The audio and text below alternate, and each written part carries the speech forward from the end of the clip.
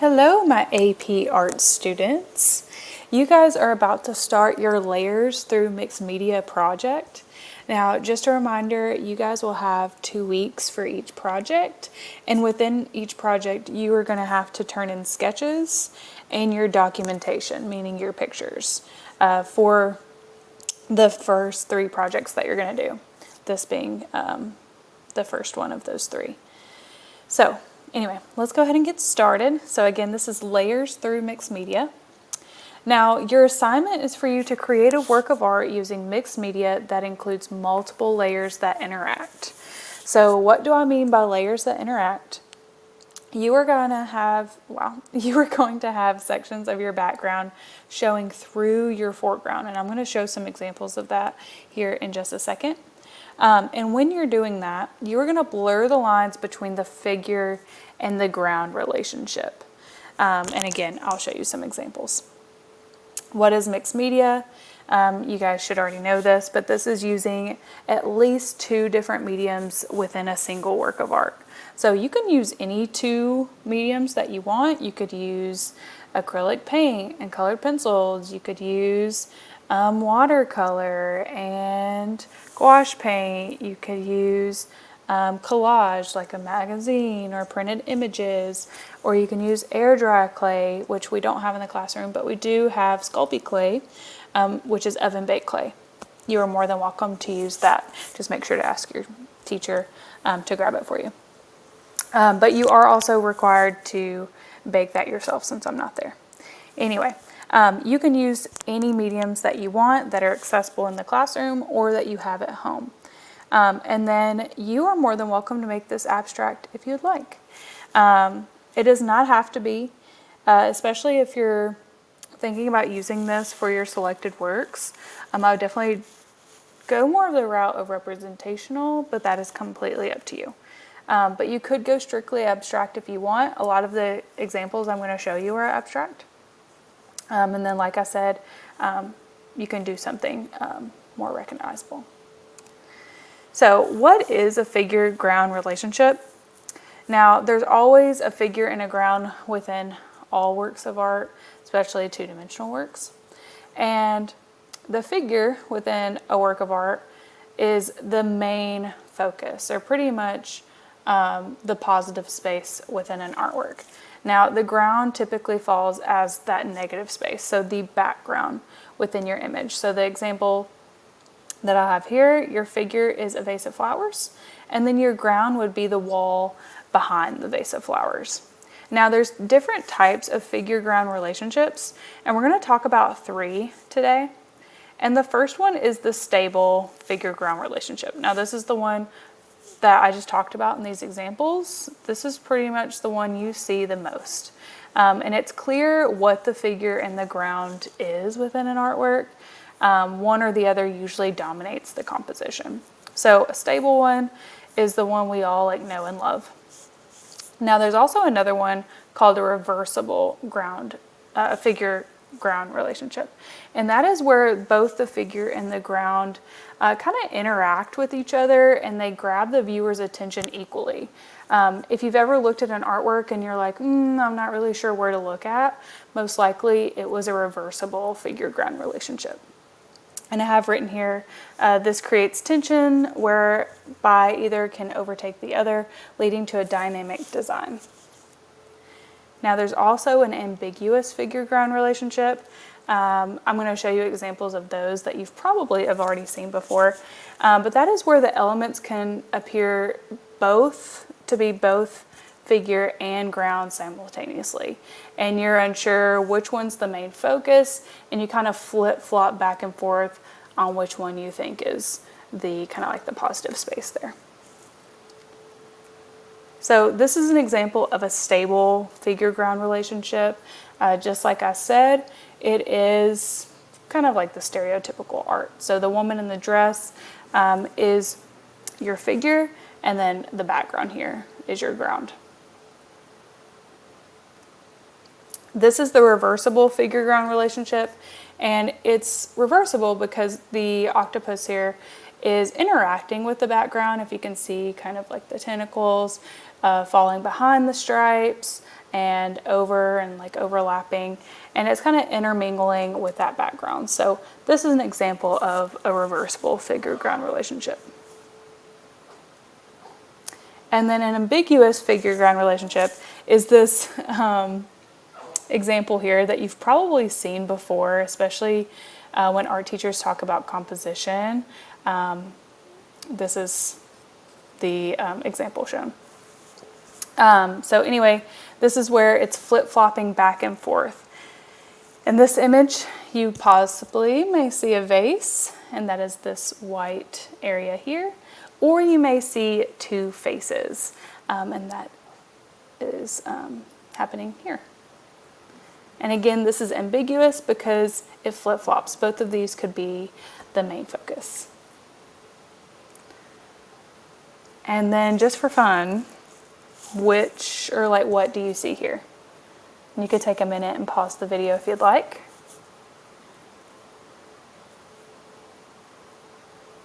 Okay. The first image I see personally is a young woman looking away. So this is her hair here, or her hat, and it looks like a little feather. This is her face, it's eyelashes and nose, and she's just kind of looking away from the viewer. The other example, or the other figure, is actually an older lady. This is the one that took me a long time to find. I'm curious to see who saw this one first. But the second figure is an older lady, and this is her nose, this is her eye, and this is her mouth and chin. And she's kind of like tucked, like her chin is tucked down. Can anyone see her? All right, and then this is just another example of an ambiguous figure-ground relationship. Now, your assignment, you are to use two mediums. So use more than one medium in your work of art, and then you have to choose between a reversible or an ambiguous figure-ground relationship. We're not doing stable, we do stable all the time. You have to choose between these two. I'm gonna say reversible is probably the easiest route to go, but if you want to challenge yourself, I would love to see you try to do an ambiguous one. Now here's an example of a reversible figure-ground relationship. I'm going to say this one's kind of a weaker example, but it is cool to see. And the reason why it is reversible is because what's happening in the background is also happening on the figure itself. So these shapes here kind of play on both ends, really, in these in this line work and so on. And they used watercolor and Sharpie. Here's an abstract example where they use encaustic wax and then an image transfer. So again, these are kind of going hand in hand where it's that reversible figure-ground relationship, just because it's bleeding through. And yes, we might think that this is the figure here, but a lot of that background is showing through. So this is a great example of a reversible. And here's another example, kind of taking on that same idea where that background is transferring through. However, we have these stencils here that you're able to see the background as well. And I love the beautiful line work in between. And honestly, these shapes that are happening here are also happening within the background. I love this example.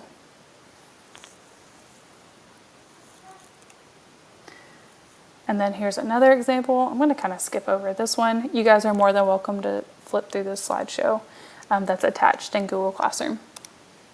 Here is another example where this is a reversible. And this is also kind of stable because this one is an obvious main focus or figure relationship, but it is kind of intermingling with the background or the ground in this case. So yeah, it looks like this project used a lot of encaustic wax, which we don't have on hand. We'll have to explore that later in the semester if you guys are interested. But it is a very interesting medium to work with. And then this is probably one of the best examples of a reversible figure-ground relationship, just because it's very clear as what's happening here. Now, we see that this is a figure. However, there is no clear distinction. So just remember, we are blurring the lines a little bit.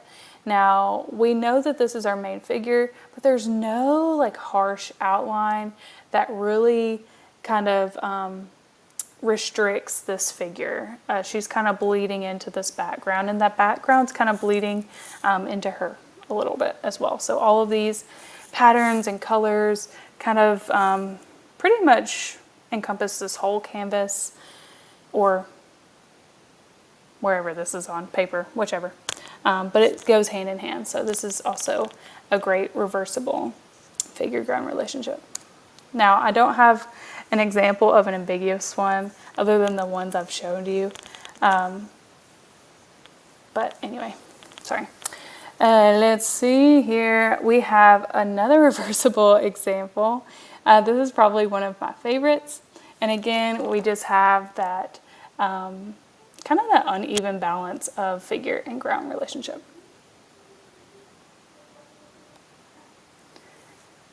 And then same thing here, still working in that wax and caustic. All right, and then the artist that was pretty much inspiring this whole project is Juan Gris. And he is a Cubist artist, and he pretty much followed around George and Picasso, Matisse as well, and Ledger. But he was really influenced by these artists that were in the Cubist style, specifically more Braque in this case. And this is his artwork over here. And anyway, he is known for this Cubist style. And if you don't know Cubism, Cubism is really simplifying shapes and had like multi-perspective art.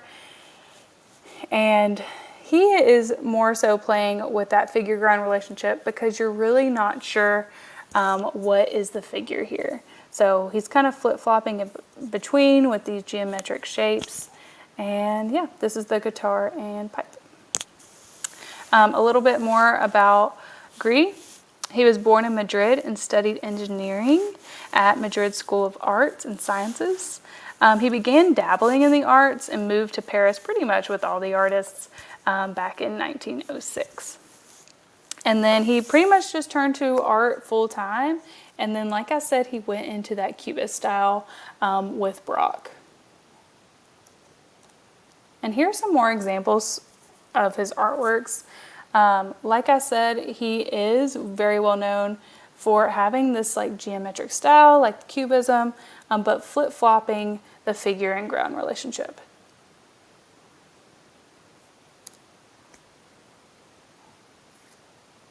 Here's some more examples.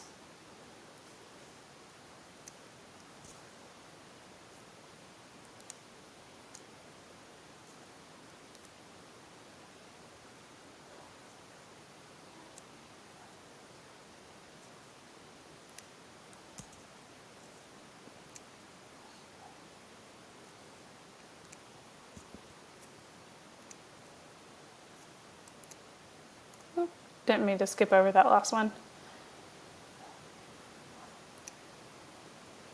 And in this slide, I kind of give you ways to approach this project if you ever get stuck. You can go back to this slide in Google Classroom if you want to start with a photograph or start with a specific subject matter or starting with a base layer. This kind of gives you the steps of what you could do, but you don't have to use these if you don't want to. Now today, like I said, you guys are going to have 2 weeks on this, so make sure to take your time. But anyway, today you are to create 2 different sketches. Be elaborate with your sketches. This is not Art 1, Art 2, Art 3. I really want you to pretty much come up with these thumbnail sketches and explain your ideas and really depict what you're trying to do. Now, if you're wanting to go into this and really experiment, that's fine, but kind of create a sketch that really encompasses kind of like the overall final look that you're going to try to achieve. Or if you don't even know, just make sure to list out beside that sketch what you're planning to experiment with and what that will entail. So make sure to just be elaborate with those. And those are going to be due August 13th. So that should be 2 days from today. And then once you are done with those sketches, you're going to start making some art. Going back to the sketches, you can be finished with those tomorrow. I don't expect you to take the full 2 days. I just wanted to give you enough time to finish them just in case you needed to take them home. All right, anyway, going back. You are to start making some art once you are finished with those sketches. And then make sure to take pictures along the way. You are going to be turning these in to Google Classroom. And whenever we are working on these projects, your documentation or your project pictures or progress pictures, wow, words are hard, are going to be due the same day that your projects do. So your documentation pictures are going to be due on August 22nd along with your project. So I'm going to repeat this again. You're going to start with 2 different sketches. You're going to start making some art. And while you're making that art, you're going to take some progress pictures along the way, minimum of 3 images. Honestly, the more the better. I like to see what you guys are creating. Now, your teacher's going to be grading these. I won't be grading them. However, since you will be uploading these in Google Classroom, I will be able to see them, and I'm going to be checking up on you guys and really seeing what you guys are up to. So make sure to turn those in. And then lastly, your project and documentation pictures are due on the same day, and that is going to be August 22nd. And then last but not least, remember to use more than one medium. This is a mixed media project. And then you are blurring the lines between the figure and ground relationship. So you are either choosing between reversible or ambiguous figure-ground relationship. You guys, like I said, you have 2 weeks. Really try your best. I'm really excited to see what you guys come up with. And if you have any questions, please feel free to email me at any time. And that is it. You guys have so much fun creating and working on your layers project. Let me go all the way back here. And anyway, I can't wait to see what you guys come up with, and have fun creating.